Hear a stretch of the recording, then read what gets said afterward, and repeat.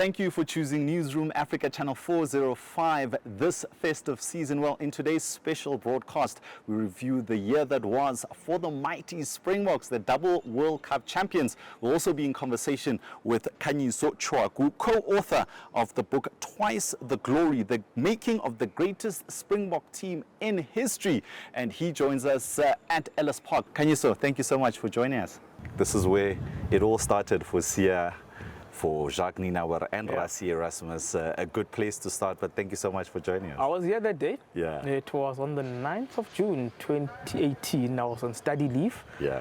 But I then made a plan to come and cover the game, which I did. I was still working at Sunday Times at the time. Yeah. And we kind of missed out on Kauda and Tunja's commentary because we were sitting at one of those seats up there.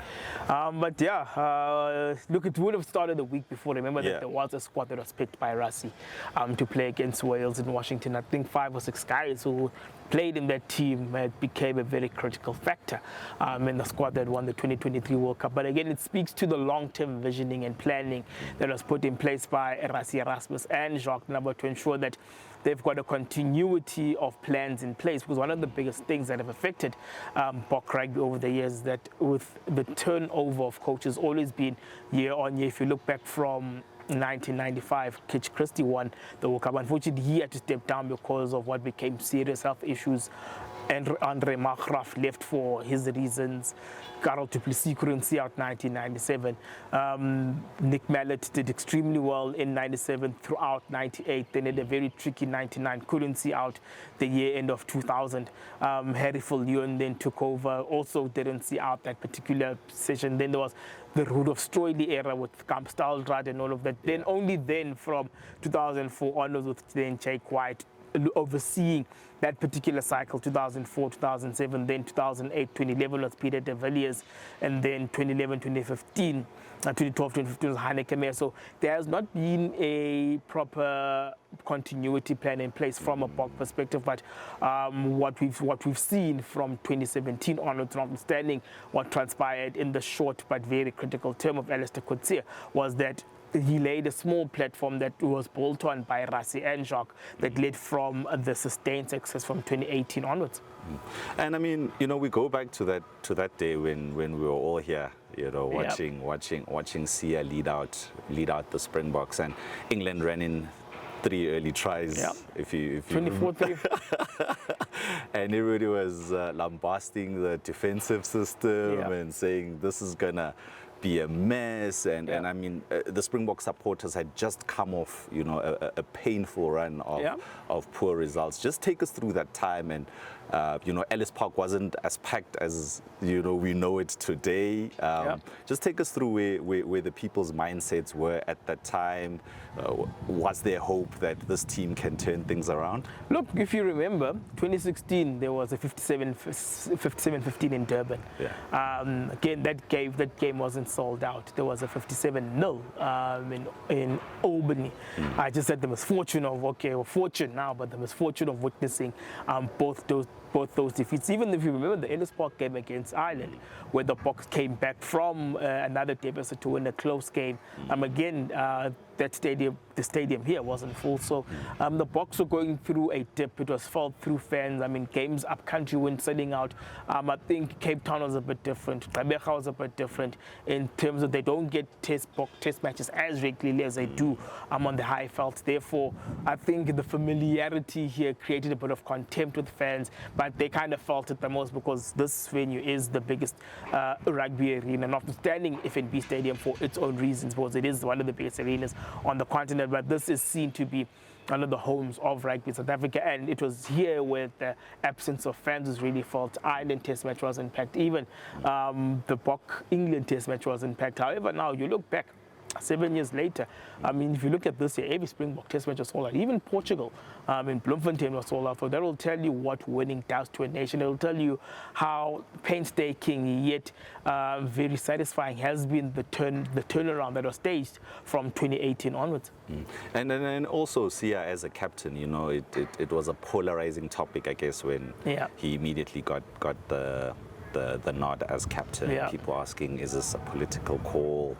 And And him wearing the number 6 jersey, the significance, you know, you link it with Francois Pienaar, who lifted the William Webb Ellis Trophy here at this stadium. So this was also part of the making of what we know today as one of the greatest captains. It seems theatrical now, but if you look back, I mean, Siya was probably the best player in his position. Yes, there's always been a debate on whether Marcel Khotso is a better player. And I mean, look, Nienaber had his own cognitive biases when it came to selection, because even though Siya Kolisi made his debut in 2013 against Scotland in Mbombela, he never started a test under Nienaber. He started his tests under Alistair Khotso, and outside of having to just come back from injuries and under the Rassie era now, especially now, in that he's become a bit more of a tactical sub, where if there's a 6-2 or 7-1 split, where there isn't a need to press him into starting service, there's been that bit of a juggling, but when you can see there's a clarity in terms of what Rassie's been trying to do with him, it's been in that regard. But look, I mean, Siya's always been a player who's been able to state his case as a player. It's just been unfortunate that injuries somehow got in the way, but you could see that the Alistair period was very critical for him as a player, because it allowed him to bed in the place, establish himself as a player first. I think had he started as a captain under Alistair, I think there would have been slighter problems, because one, I don't think that he would have survived the 57-0 if he was captain. Eben Etzebeth was captain on the day. He's now the most capped Springbok. And remember, that would have been a second full season of Siya starting Bok games. So as much as it would have been a bit of a difficult period for him as a player in terms of results, the Boks didn't do well in 2016. Were kind of coming up in 2017 until the Albany annihilation happened. But those 2 years are very critical for him, because as his development as a player, because it then became very key that when he trotted out here on the 9th of June 2018, you could then see that Siya first and foremost picked himself as a player. Then he then morphed himself into a captain who's grown in leaps and bounds. And talking about beginnings, new beginnings for Siya, new beginning for Jacques Nienaber and Rassie Erasmus, and I guess a beginning for you and Lloyd. You know, at some point you guys decided to put together a book. How did this come about? To watch a World Cup from a TV perspective and actually walk through every step, then actually inspired the book. Unfortunately, Lloyd, having written a book, having also his own insights, I mean, also helped, because he came with a lot of context that I may not have seen, because I was, as much as yes, I did have quite a front row seat to the Boks in 2017, 2016, 2015 actually. Blowing up, I was at the 8 August game when Marcel Khotso got injured, and that pretty much not ended his Bok hopes per se, but also then allowed other players to develop in that particular position. So I think there's been a lot of experience and watching of Springbok games that allowed us to put our brains together to come up with this project. Yeah, and the title, I mean, the opening chapter is called Yo Madoda. You know, I'm so interested in how you guys named the chapters. Just take us from Yo Madoda. Oh man, look, it's self-explanatory. You know when you've had a long day. You know when you've accomplished a massive project, and then you just let off like Yo Madoda. Like, I mean, yet when Siya walked in and he just said Yo Madoda, you'll know. You know, even Afrikaans will have a term for it. Like in every other South African language, there is a term that. You are done. You've completed this, and if you look back at the fact that was the release. It was a very short but very telling release of 3 weeks of incessant pressure. Remember that they'd been back in Paris on the second, third weekend of October, beating the host 29-28 in an environment that is comfortably far more febrile than what I've experienced in years of covering Test match rugby here. They came back the next week when Stade de France became a bit more like Twickenham. We experienced Twickenham too. Again, they were very disappointed, and then the hosts, and whoever remained, tried to turn Stade de France into an Eden Park. That didn't happen. I mean, 29, 28, 16, 15, 12, 11.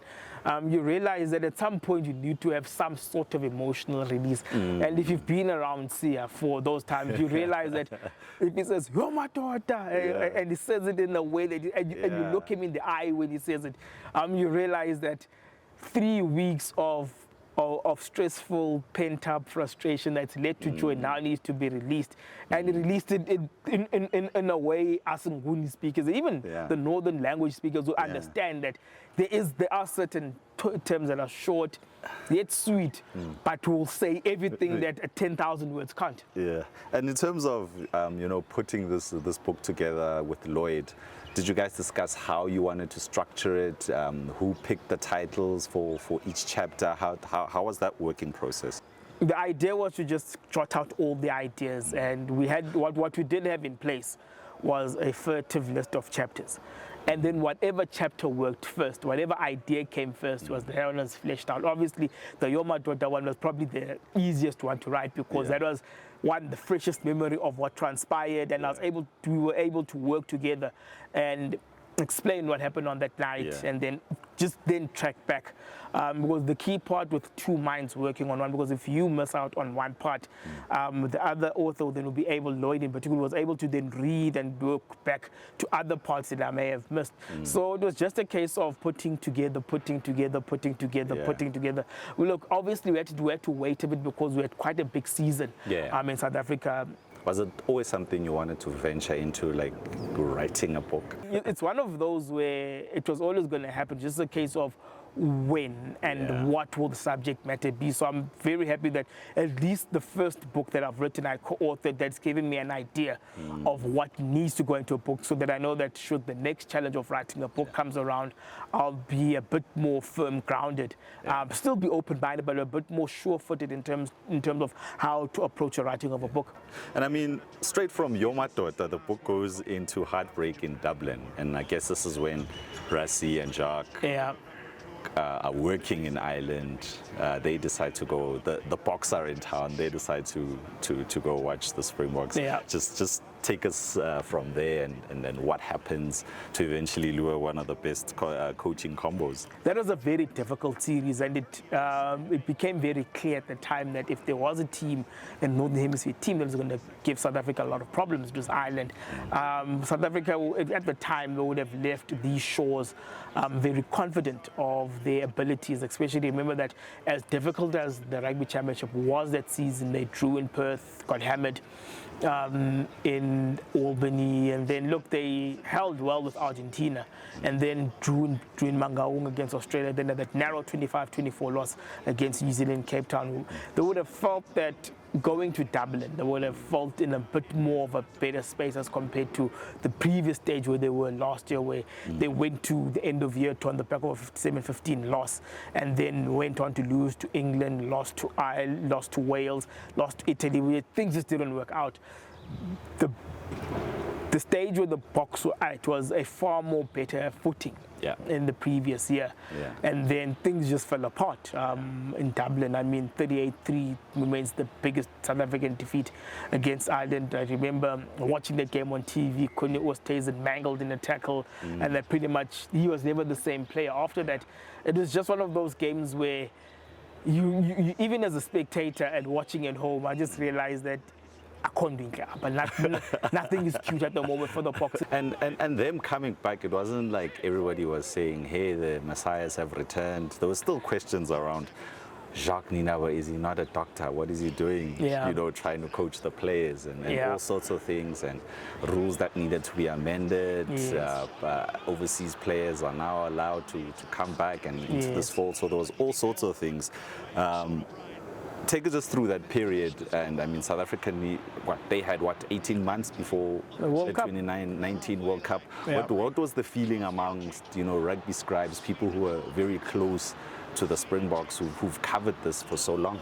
Look, there was a fair bit of pessimism after the two Alistair Coetzee years, where you could see where the development of the players was going, but the results wasn't forthcoming. You will see, especially with what has transpired this year, that where if you're able to marry development with results, people remain happy. And everyone still complains. A lot of people are complaining about the fact that the Boks lost 24-23 in Durban to Ireland, 29-28 against Argentina in Santiago del Estero. But if you look at the bigger picture, 51 players who tried it the entire year. Sure. And 11 from 13, so you can't dispute that. However, though, when you look back at what was being trialed, because a lot of the players who became the senior core of Rassie and the Jacques era were players who really started to establish themselves in the team through in Alistair's period. So there would have been a lot of junior to mid-level players who didn't quite have the experience around them. Leading up to the 2019 Rugby World Cup, I remember the Springboks played Australia here, but they'd already sent a team over to New Zealand to go get ready, 2 separate squads. They won here. And drew that side. And drew they that tried side. the plan again. Last year didn't work. They sent an advanced team. They lost in Auckland, but again, it speaks to the, I would call it connected, but it speaks to the precise way in terms of how you need to plan for events and the plans. You need not just the plans, but you need certain things to fall together, but also you need to put yourself in a position that you are able to control particular outcomes when A, this happens, B happens. I mean, if you look at what transpired this year, where the Boks had so many locks injured, but because there have been so many players who've been given a run in the position, what nearly looked like a crisis stopped being a crisis because there have been plans in place to mitigate the rising of a crisis. So one of the biggest things that the Rassie era has done has been to put plans in place to mitigate crises. And I mean, if you look back at I wouldn't call it a party trick. Yeah. Where a Andre Pollard replaced a hooker when Malcolm Marx went out. I mean, they were very clear that we've had 2 players in Marco van Staden and Deon Fourie, Deon Fourie has played hooker, but not to a high degree of success like he did at flank, but could be trusted at hooker. And then there was also Marco van Staden. I mean, if you look at Deon had to play 77 minutes of a Rugby World Cup final because Bongi came over with a knee injury. And then that particular plan could have gone boom or could have gone past. But the Boks then still found a way to win. Because I think also that being the final, it was here we just put everything in. Sometimes when you deal with one of the things that the Boks have done so well over the years, that they put aside the need to look pretty when they win and just need to worry about the process of winning and how that ends. I think a colleague of mine, Sim Kabanis, has often said that the Boks only play a brand of rugby only their mother could love. But when they win, the entire nation follows along because they realize that this is a winning brand of rugby. You know, going back to 2018, results weren't always, you know, perfect for them. They'd win one, lose one that you'd expect them to win, win the one that you'd expect them to lose, and so forth. But they ultimately went on to go win the 2019 Rugby World Cup. Do you think that's when, you know, it clicked to many people that, you know, this coaching combination really knows what it's doing? I think so. And also, I think besides that, I think the New Zealand win in Wellington in 2018 really spun belief because remember, you still had a core of players who were in Albany the previous year, who were part of that 57-0 loss, who were major contributors to the win. And also the players that Rassie and Jacques gave an opportunity. So the belief remained there. I mean, the Boks should have beaten New Zealand at Loftus when they came back. They lost the game in the last 10 minutes when they allowed New Zealand to score 18 points. So I think once there was a return of belief, and then the results were going to follow. I mean, those things just tend to sort themselves out. I'm looking at one of your chapters here, and it says Jacques who? And I think a lot of people, you know, if you go to Family Prize, they'll say, no, Jacques is the ice boy for Rassie Erasmus. He doesn't really know what's happening. He's just there taking a free ride from his mate. But just somebody who's attended press conference after press conference. I think Jacques arrived as quite shy to the media, but started opening up later. But, you know, going to Springbok training sessions and listening to him to press conferences. Who is Jacques, and is he as good as we think he is? Well, I only really started to discover who Jacques was when I spoke to him for the book. I mean, The only thing I knew quite well about him was that he was quite a good defense coach. I remember when he moved to the Stormers in 2008, one of the first things that came around to the Stormers was the defense. Because in the Kobus van der Merwe era, they were quite profligate on defense. I remember in 2005, what was the last Super 12 game of the season, Super 14 game, they shipped 75 points at Loftus, they shipped 44. So they were quite a team, that was defensively weren't quite there. And that name first cropped up in 2008, like who's Jacques Nienaber? And then when I then looked back at the defensive work that the Cheetahs did, especially in the 2004 and the 2005 Currie Cups, where they came second, where they were losing finalists in 2004, they won in 2005. But I looked back at 2 games where they twice went to Newlands, twice beat Western Province, and one of the key things that won them those 2 semi-finals was defense. So in actually speaking to him, I was just to find out what is, not his rugby background, but what makes him tick as a human being. And I think that chapter explains his background and what makes him tick as a human being. And once you understand what makes him tick as a human being, actually now, when a person reads that chapter and they watch Leinster, they'll realize, oh, now they'll start to understand Jacques' rugby DNA and why he's such an important figure in rugby circles at the moment. And not only did he, sharpen the Springboks defense to make us one of the stingiest teams when it comes to giving away points, but he also helped mastermind winning against the British and Irish Lions, even though it was still COVID at the time. Most of the South African players couldn't train. Just take us through that, cloying the lion. The Lions are bigger problem. I mean, you speak of defense. You actually spoke at the top about what happened here against England, 24-3. Remember that in Bloemfontein the following week, they were 12-0 down. So defense is like in cricket, they'd say if you want to look at the soul of a team, you look at the fielding and you look at the running between the wickets. That'll tell you where the team is. Once the shoulders drop in the field, once they are indecisive in between the wickets, that'll tell you that the hearts are no longer in it. Defense is the heart of rugby. And once the Boks started to sort out their defense, you could start to see that here they've built their soul and the passion around defense, where they need to look at other soul of the team and see if they can break that soul down. And effectively, that's what they got right. And once they got that right, they could then sort out other aspects, which is what Rassie and Jacques did along with the rest of the coaching staff. You could see that there was a plan in place, and then there was a will to win. And that epitomized the British and Irish Lions series, and that also epitomized especially the back end of the World Cup. Now they're world champions. British and Irish Lions series winners. Now the madness around the Springboks just escalates. And I see here you got a chapter called Bokmal. I mean, Bokjol goes Bokmal.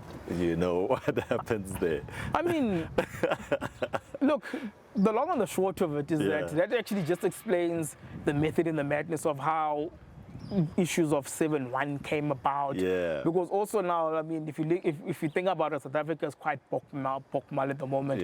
I mean, if you look at the price of tickets in Cape Town as compared to the price of tickets in Johannesburg, and you go to Pretoria, you realize that, again, what transpired this year is a net result of what has been done in the years before, with the Boks on the field built a winning brand, and then SA Rugby have tried to build a winning brand off the field. And one thing about South African supporters, they'll watch a winning team. I mean, look at the kind of crowds Bafana attracting just based on what they did in Ascot, because even before that they were getting that you could see the shroud, the shoots of development under Hugo Bross. But the moment they showed up at a tournament, people believed. Because all of a sudden, they qualified for AFCON, 70,000 people rocked up to go watch them against Morocco.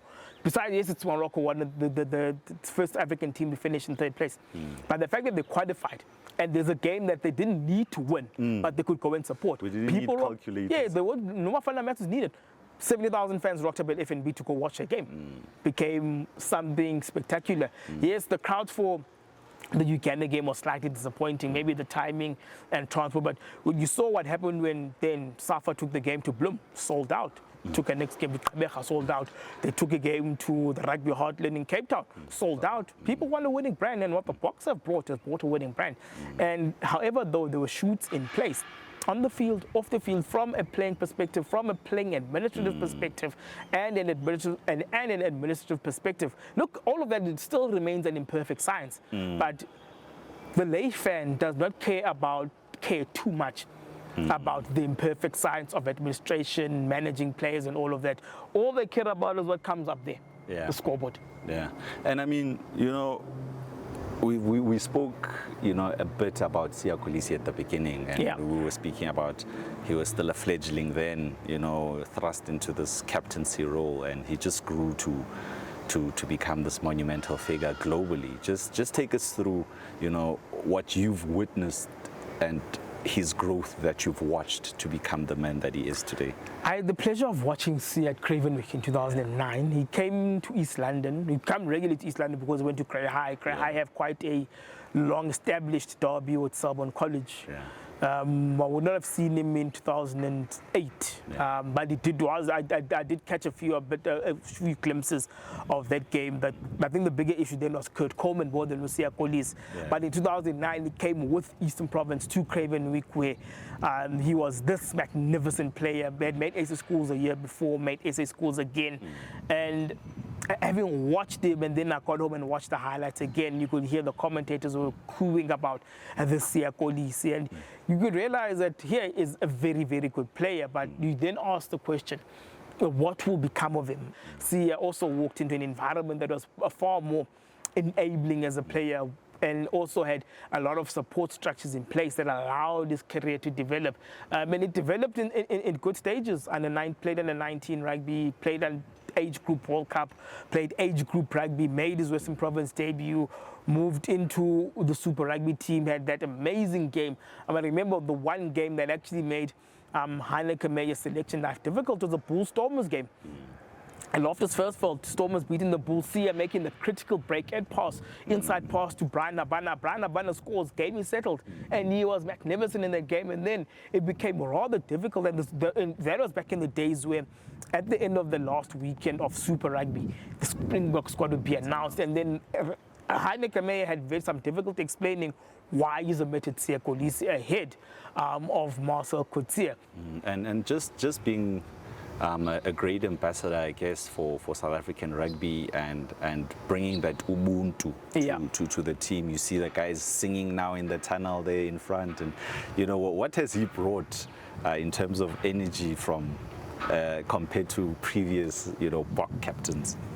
I think what he's done, he's made the Boks team feel a bit more accessible, a bit more where everyone belongs, and every player has explained that they are still able to exist as individuals, despite the fact that they are a national team. They're a national team. They play as a team. They do everything as a team, but they're still able to exist as individuals. Their particular characters are accommodated and understood. And Jacques Nienaber explained to us during the World Cup that he listens to Mongolian music in his headphones. And then another player will listen to this, Franco Mostert is the DJ, who also happens to be the best golf player in the team. What? With Vili being a close second. So already you find that players have their different characters. You know, not everyone's going to be as outgoing as Sia. Some will be a bit more introverted, some will be a bit more reserved, but there's still space for them to exist in a team. And remember that in a team setup, the key for most coaches is, outside of coaching the team to the best of its ability, it's also being able to manage players within their own emotional and psychological confines to allow them to adapt and exist. And Sia clearly has been able to put himself as the front man of the team, but also being in a position where you always say that I remain part of a collective. I am the, use the word in inverted commas, designated leader. However, though I exist in a collective where I do not arrive and make decisions on my own. I speak to my team, I speak to everyone in the team, everyone has a collective buy-in, and we filter through all bits of information to ensure that by the time we arrive on the field or in a public platform, we are all able to speak in one voice. Sia representing this group, the guys have won 2019 Rugby World Cup, they've won the Lions series, although hampered a bit by COVID as we build up to the 2023 Rugby World Cup. People are saying the Boks are predictable. The There's no way they're going to be able to retain their 2023 the title in 2023, and there's big news making the bomb squad. As far as the bomb squad, the nuke squad, polarizing. We're building up to 2023. Tell us how this is going, and from your seat and your pair of eyes, what's happening in and around this? Look, the Boks, remember that their path to the World Cup was far from perfect. Yeah. I mean, there were off-the-field issues. Yeah. If you remember what transpired between Zinat Simji, the dietitian, Elton Yankees, and how that could, for some teams, it could destabilize them.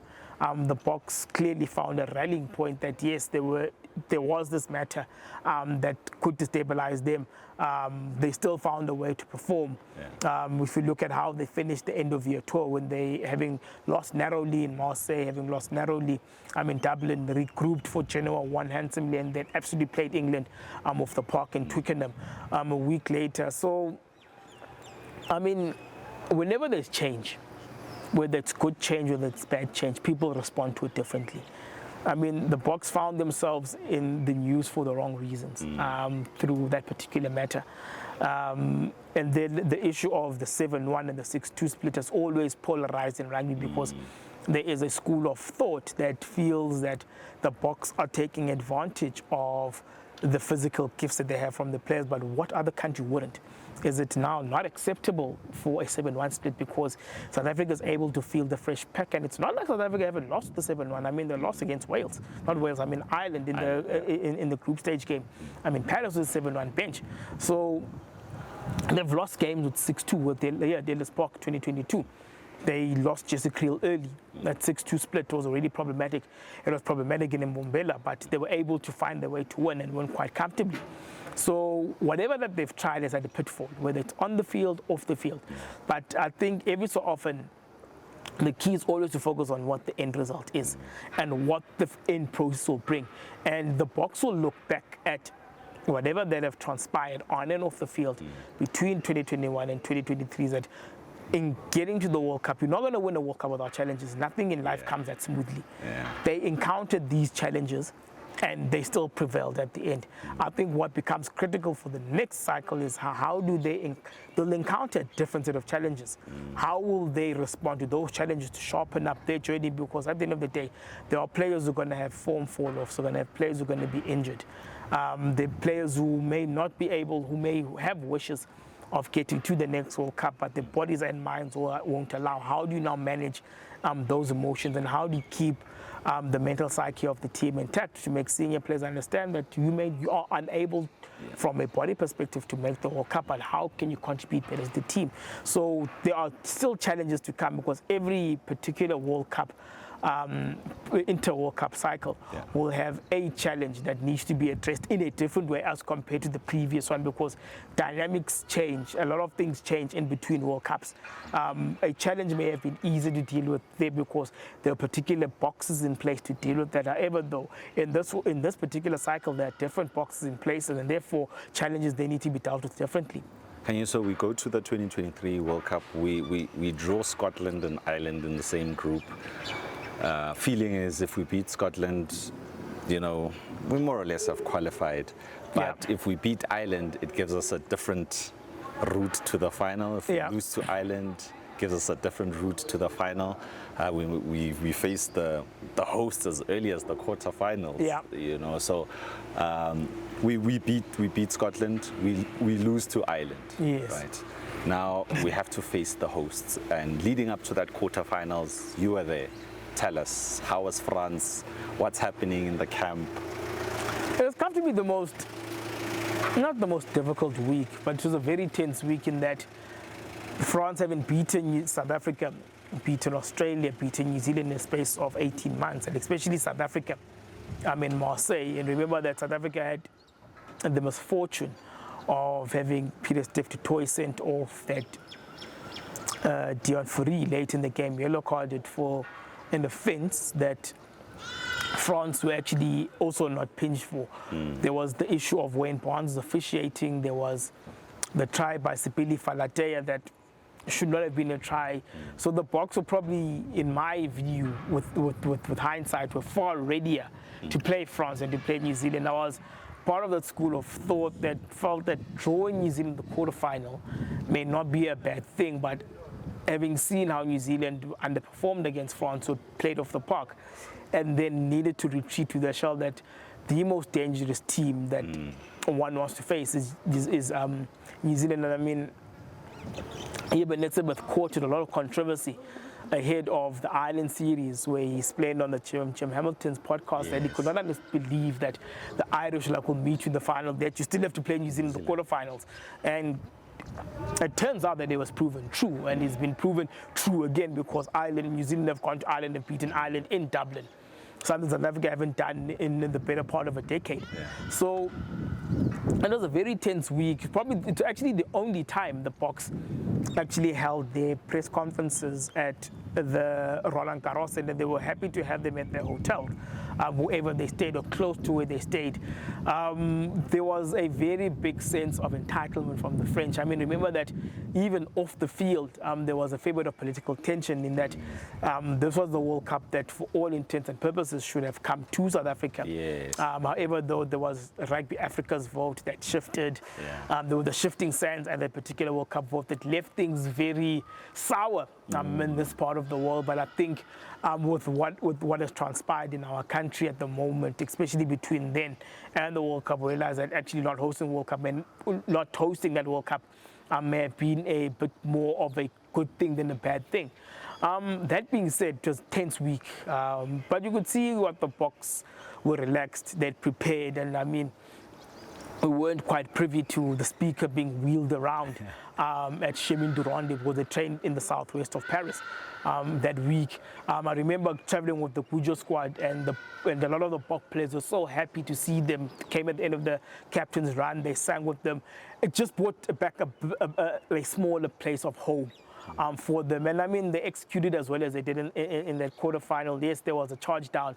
They changed the path, the entire path of the tournament, but it was probably an easier week if you compare to what would transpire leading up to the final with the Bongi Mbonambi issue. That was a far harder week, because there was the rugby issue to deal with of facing his in the final, and then there was the issue of Bongi and his alleged slur directed to Tom Curry, and how that nearly threatened to derail the Boks, because remember that Malcolm, that meant that if Bongi suspended, it means Dion and Marco would have to be pressed into service as hookers in a World Cup final. And for a team that's heavily dependent on the set piece that's a line, that would have been a bit of a crushing blow. And was there a bit of testosterone in the Boks setup? I mean, you know, these are grown men having to spend so much time together. Was there a bit of niggle? You wouldn't, and I'll tell you why, because they traveled the families, so wherever they moved around, so they had a family setup. There are some players whose families joined them during the World Cup, left again. Some players had their entire families there for the duration of the World Cup, just to make players feel grounded, just to make players feel in a position where they are away from home, but they've brought their home with them. So parents every so often came through to see the players. And just, you know, we get over the hurdle of France. You know, England is up next. They're not playing the greatest rugby. People are thinking, it's England, we're going to get through. But, you know, a big scare there. And just tell us, you know, just the lead up to that scare. I mean, you've been seeing the team, you know, build up to every match. What was different in that week? And then post that match, you know, how did they get themselves up to be ready for the final? Look, I think one of the bigger concerns was the outletting of emotions after beating France. I mean, you beat the host in the manner that they did. Internally, you'd feel that we've won. It's one final out of the way.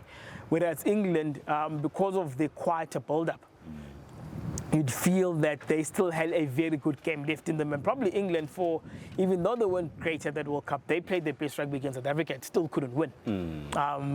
Obviously, one of the biggest causes in that game was England just couldn't match South Africa's bench strength, which is where South Africa won the game, where when Alex Mitchell came off the reserve scrum off, just simply didn't have the kind of kicking and passing range that put South Africa under pressure and that changed the game significantly. One of the most important things about that week in particular was that what Rassie Erasmus did, I think he attended 2 of the press conferences that week, knowing the English media and how they are able to create a narrative from literally anything. He put himself in a position to control the messaging from that perspective, which he did very well. And he made it very clear that they still are far from defending the final, though they're tight. They still have to play England. They're not looking ahead of themselves. And now they clear this semi-final. They through to the final. Now it's the build-up to the final. They're facing the Old Foe, the All Blacks, but there's also a lot of off-the-field issues that are circulating, that's messing with the prep. Just take us through that week. No, the off-the-field story was straightforward. Was Bongi Monami is going to play? Was he not going to play? The press conferences that week were comfortably very testy, and I explained in the book that maybe SA Rugby and the Boks could have and should have done better with the managing of the messaging that week.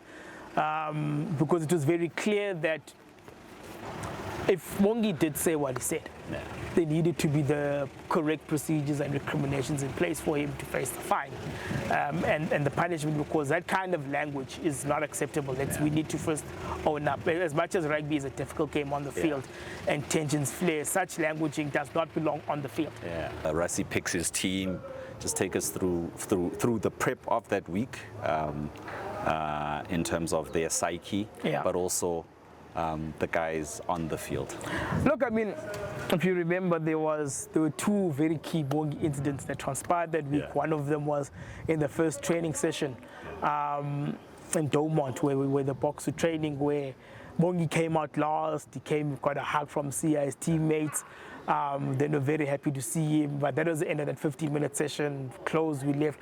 But you could already see that it wasn't theatrical per se, but I think for some who probably would have had an ulterior agenda to that story, like, oh, here's Bongi who's got this issue here, but look at him, look at how happy he's looking. That build-up was very frenetic, it was very tense, where I remember Jan de Koning, as soon as the news broke, Jan de Koning is a senior reporter at Rugby 365, where he made it very clear once the matter was put aside, he's like, can you now cut to the real issue of the rugby and put these histrionics aside?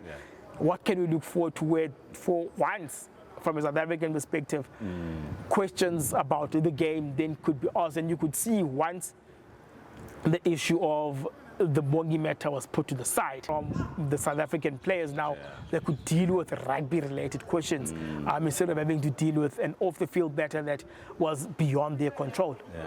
And now we play the final against the All Blacks. Cards, the weather, again, a 1-point win for the Springboks. Look, if you look back at that final, and I mean, there's one of my friends in a WhatsApp group said that we need to go back and discuss that game in terms of what South Africa got right and got wrong. One of them actually then stopped and said, history will not worry about what transpired in the game. History will only look after the result.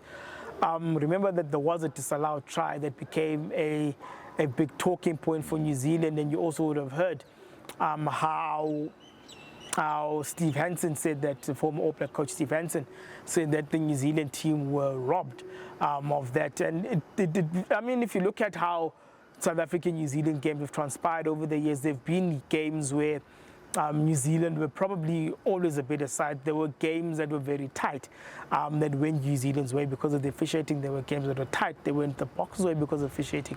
I mean, the Boks are returning to Eden Park for the first time since 2013, and they'll go there next year. But no one will forget Alain Roland's officiating in the game where he yellow carded Bismarck for a fair tackle. But probably New Zealand still had the team to beat South Africa then. They were in ascendancy at the time. But it was one of those where I looked at the result and I said, the Boks have been on the sore end of close All Black results. And probably their turn will come, and that was their turn. Khanyiso, twice the glory. We've won it back-to-back. You think they can do a three-peat? Well, the next 2 years will give us a very good idea. They've got through a year where 11 out of 13 tried 51 players. Most probably there will be a few players will be tried. The numbers will sift down. There will be injuries. There will be retirements. There will be players who will be losing form. There will be players coming back from injury. So I think it's too early to say now, but you can already see that the building blocks are in place. It's just a case of are the Boks then able to find a run of success. The book is out. Where can they get it? How else? Is it in-store, online? It's already in store. It's available online at every reputable book outlet. It's already there. The prices will vary as per city, as per book outlet. It's also available online to order. That's where we leave it for this special broadcast. From myself, Khotso, Sello, and the rest of the team, have a good one.